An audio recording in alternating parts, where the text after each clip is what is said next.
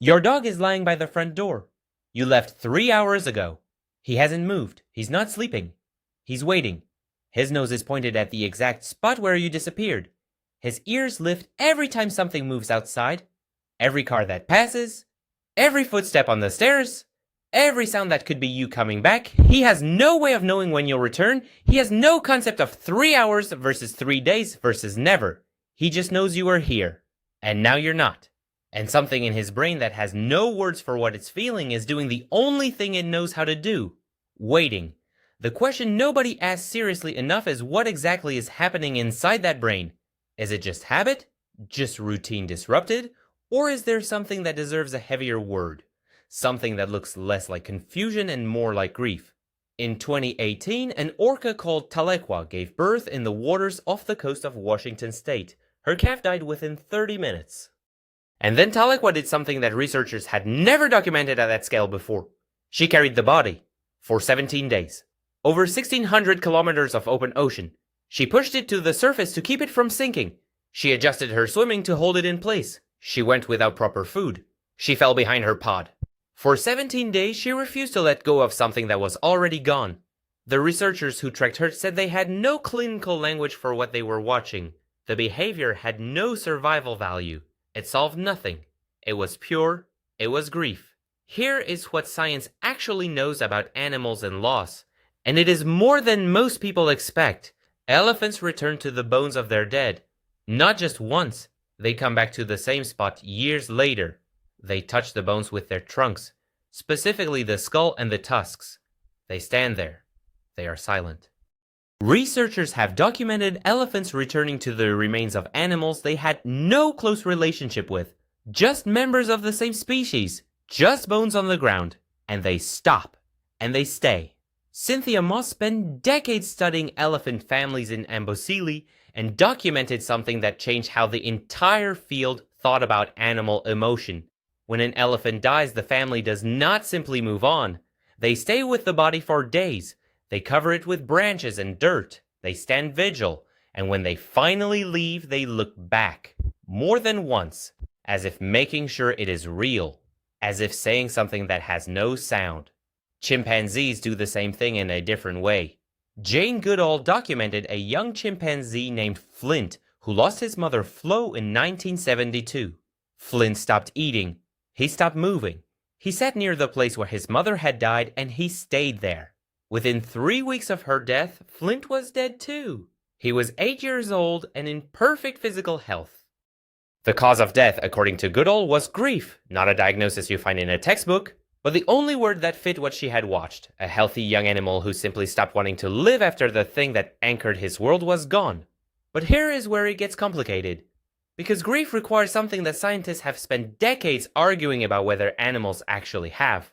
It requires understanding that the absence is permanent, that the person who is gone is not coming back, that waiting will not work. Your dog waiting by the door doesn't know you're never coming home if you're never coming home, he just knows you're not here yet. The difference between waiting and grieving might be exactly that, the knowledge of forever. And whether animals have that knowledge is one of the most debated questions in all of animal cognition. Some researchers say no. They say what looks like grief in animals is really just disruption. Routine broken. Attachment system activated with nowhere to go. The elephant touching the bones is not mourning. It is investigating something unusual. The chimpanzee who stopped eating after his mother died was not grieving. He was experiencing separation anxiety so severe it killed him. The distinction sounds cruel. But the researchers who make it are trying to be precise about something that matters. Because attributing human emotions to animals without evidence is not kindness. It is a different kind of failure to see them clearly. But other researchers push back hard. And their evidence is harder to dismiss than the skeptics would like. Dogs show measurable physiological changes after losing a companion. Heart rate changes. Cortisol levels spike. Sleep patterns shift. Appetite drops. These are not behaviors that can be performed. These are involuntary biological responses to loss, the body reacting to something the mind registered as significant. Alexandra Horowitz, who has spent her career studying dog cognition, argues that the debate about whether animals truly grieve misses the point. The question is not whether their grief is identical to ours. The question is whether they experience something real when someone they are attached to disappears, and the physiological evidence says yes, something real is happening. Whether we have the right word for it is a separate problem. Magpies do something that almost nobody knows about.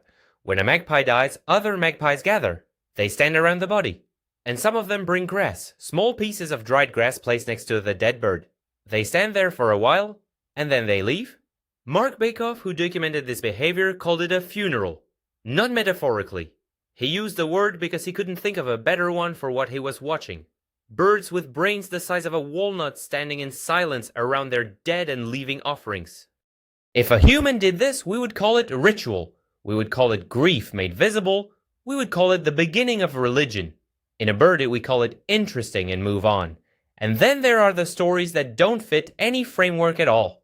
Hachiko the Akita, who waited at Shibuya Station in Tokyo every day for 9 years after his owner died.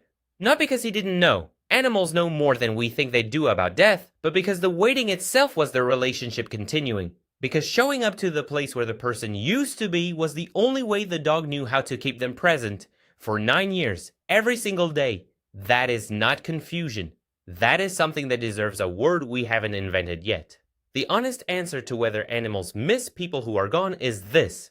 They experience something. The body shows it. The behavior shows it. The 17 days at sea show it.